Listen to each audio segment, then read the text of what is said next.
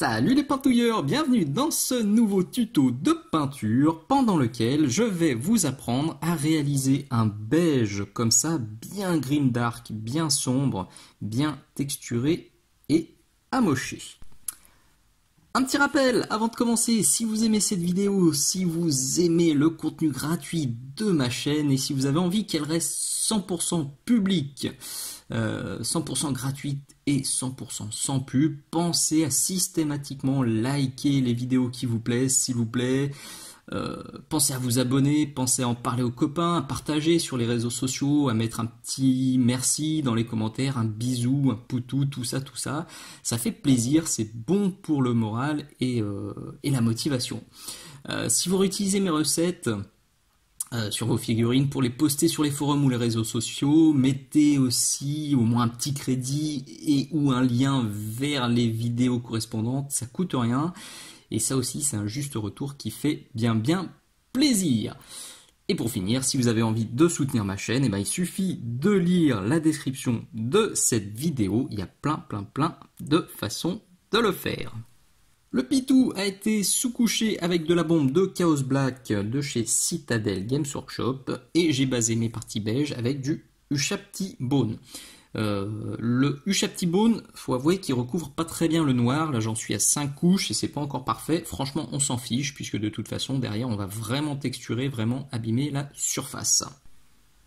Vous allez voir, cette recette elle est sympatoche, elle est rapide, elle est rigolote à faire parce qu'on va juste ombrer. On va jouer avec des jus de marron, des jus de gris et des jus de noir directement sur le Ushabti en se focalisant sur les ombres et en épargnant les parties claires, de manière à obtenir un truc sale, grimdark, clairement, c'est l'objectif.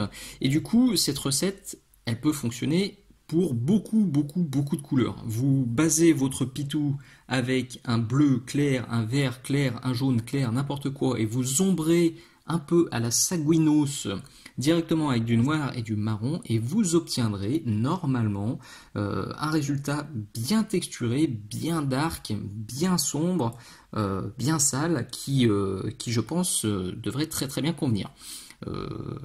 Je tease, c'est clairement des recettes que je vais tester dans les semaines, dans les mois à venir. J'ai envie de faire toute une série de figurines avec une base très claire et tarter directement au marron, au gris, au noir dessus pour voir ce que ça peut donner. Donc logiquement vous devriez revoir des recettes comme ça arriver sur mon Facebook, sur mon YouTube, sur mon Patreon. Donc pour ce premier lavis, on va utiliser du Strong Tone ou de l'Agrax Earthshade. Si vous n'avez pas de Strong Tone, il est là sur la palette. On y va directement en sortie de flacon et essayer de faire un focus propre. Bon, vous avez l'habitude, cette étape-là, je la fais très souvent dans mes vidéos avec un vieux pinceau. Je vais tartiner de partout. L'astuce, ça va être quand même, comme c'est une recette surtout à base d'ombrage, vous voyez là, j'ai nettoyé mon pinceau et sur le haut du petit truc beige là, j'en ai viré et je vais faire la même chose sur le rouge. Je tartine, martine. J'essaie de ne pas déborder là où j'ai déjà fini. Youpala. Attention, je pense que je suis sorti du cadre, mais je me dépêche avant que ça sèche et que ce soit l'échec. Hop, j'ai nettoyé mon pinceau et j'en enlève un peu sur le haut. Voilà ce que ça donne une fois sec. Alors le résultat n'est pas super probant parce que là on est vraiment sur une surface bombée, donc le shade n'a pas fait de miracle. Là c'est un peu plus sombre et encore c'est léger. Sur les pieds ça avait été beaucoup plus efficace parce que vraiment la peinture était venue s'accumuler là et du coup j'avais gagné de beaucoup de temps. Là il faut retoucher. Alors j'avais retouché sur les pieds, sur le plastron aussi, mais c'est vrai que le shade avait été un peu plus intéressant. Donc pour la reprise des ombres, on va partir avec ça. Du Chocolate Chipping de chez AK. C'est une teinte que j'utilise en ce moment en remplacement de l'ombre brûlée de chez Valero Prince Auguste. C'est vraiment son équivalent. Hop. Mais mon pot d'ombre brûlée que j'utilisais depuis des années, eh ben, il est vide.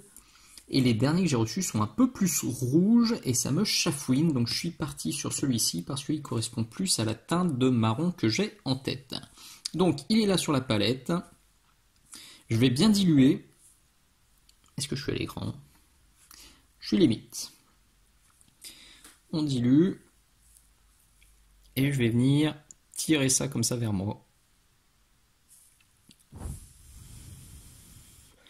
Je vais faire 2-3 passages. Alors pas besoin d'être super dilué, pas besoin d'être super propre, parce que quand on voit ce qu'on obtient de l'autre côté, de toute façon, il n'y a vraiment pas besoin de se faire un dégradé super chiadé. On s'en fiche un peu, au contraire, vous voyez. Là, je tapote un peu. Je fais des petites tracounettes. L'important, surtout, c'est de ne pas en mettre sur le haut. Là, la zone du haut, il faut réussir à la laisser bien claire, parce que, comme je vous l'ai dit tout à l'heure, on va peu rééclaircir, donc il faut garder la zone claire la plus propre possible. On voit déjà beaucoup mieux le travail d'ombrage. Je vais encore pousser ça en ajoutant à mon marron chocolat un peu de matte black ou n'importe quel autre noir fera le job. Alors mon marron est là, mon noir est là. Je vais me faire un petit mélange pas trop mal. Hop. Hop. Là. On est pas mal.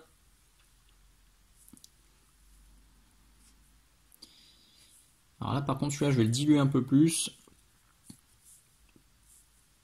Parce que celui-là est un peu plus dangereux. Et vous voyez, je le passe sur l'intégralité pour crader vraiment le tout. Mais je tire toujours vers moi.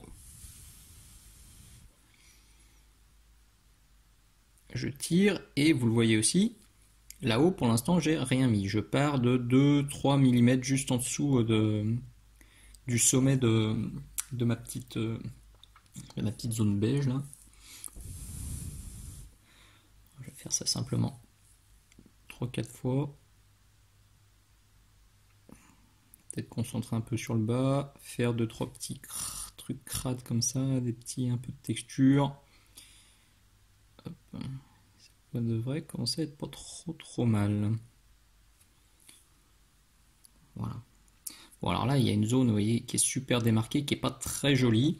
Je vais essayer de la rattraper en me faisant un mélange avec ma couleur de base et un peu de marron chocolat parce que je veux de la texture. Mais là on n'est pas sur de la texture, on est vraiment sur un trait tout droit qui est pas beau. Donc ça je vais quand même me l'effacer. C'est déjà beaucoup plus sympathique. Mais avant de pousser encore un peu le contraste, on va texturer ça, on va salir ça avec du Skaven Blight Ding. Il est là. Je l'ai déjà dit sur la recette du rouge. C'est un gris qui est légèrement verdâtre, qui est un peu chaud et qui, je trouve, convient très bien au Grimdark. Donc il est là sur ma palette, je l'ai légèrement dilué. J'ai pris un peu de mousse de blister. Une pince ultra fine, vous voyez, je me fais une pointe comme ça pour avoir un peu plus de maîtrise. Je pense que j'en ai pas mis assez sur ma palette. Ouais, à mon avis, je vais être bon pour couper et en remettre. On va quand même voir, faites voir. Ouais, c'est pas trop bon. Allez, j'en remets un peu sur la palette et je reviens. Alors, ça devrait être mieux. On y retourne. Watch, ça c'est trop. Voilà, pas mal. Un peu sur le haut. J'essaie de rester à l'écran. Voilà, il en faut, mais pas trop. Faites gaffe, c'est toujours pareil. On a vite fait de mettre le coup de trop. Alors je vais en profiter pour en remettre un peu sur le rouge. Là. Hop, là. Je l'ai sous la main. Et là, c'est pas mal. C'est bien sec et ça me convient. Donc maintenant, je vais pouvoir pousser encore un peu le contraste avec du noir pur, très dilué. Là, on est vraiment sur la limite de l'eau de rinçage. Vous voyez, c'est là-bas au fond. Je décharge beaucoup mon pinceau et je vais juste venir passer 2-3 glacis comme ça sur l'intégralité de la surface pour que ça fasse des petites auréoles, des petites traces et que ça booste encore un peu le contraste et l'aspect sale. Voilà, donc je laisse sécher ça et puis je remets un deuxième coup et normalement ça devrait suffire. Pour terminer, il suffit de reprendre tranquillement son Ushapti Brown. Il est là sur la palette. Je vais à peine le diluer, vous voyez, je pars sur la gauche pour prendre un peu d'eau. Voilà, juste pour le détendre un peu, qu'il soit bien fluide. Je vide mon pinceau. Et je vais venir dans un premier temps déjà reprendre les arêtes en tapotant.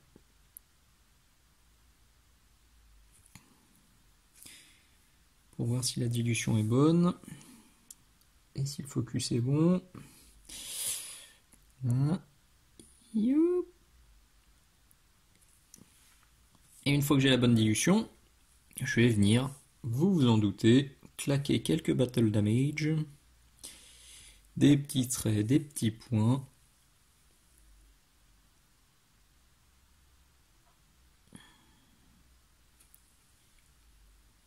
Ça fait toujours plaisir. Et puis je vais quand même passer, vous voyez, juste un petit filtre comme ça, avec le pinceau bien déchargé sur le haut. Et là, l'important, c'est vraiment le travail des petits battle damage. Et puis surtout, bien reprendre l'arête. Je vais le reprendre aussi sur tout le tour.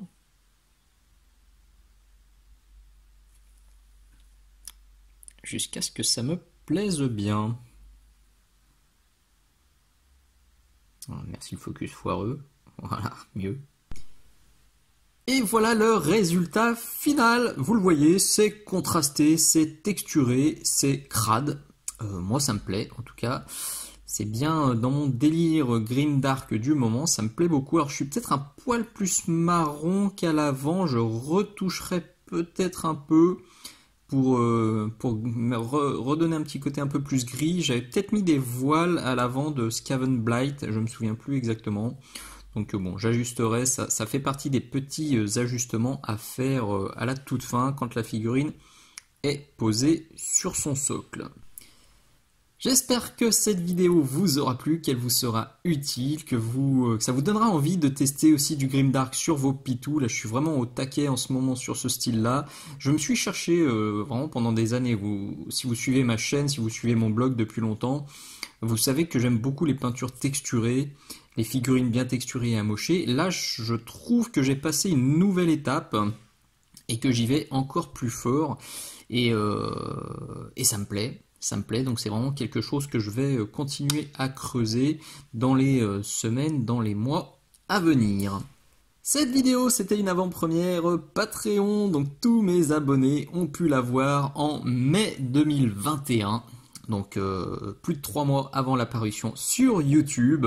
Si vous voulez jeter un œil à ma page Patreon, si vous voulez soutenir mon travail, si vous voulez me filer un petit coup de pouce, surtout n'hésitez pas à lire la longue description de cette vidéo et de toutes mes autres vidéos. Je note toutes les peintures, tout le matos que j'utilise et je note aussi plein de pistes pour soutenir ma chaîne et mon travail. Merci d'avoir regardé jusqu'au bout, je vous dis à très bientôt. Pensez au petit pouce bleu. Merci, ciao ciao.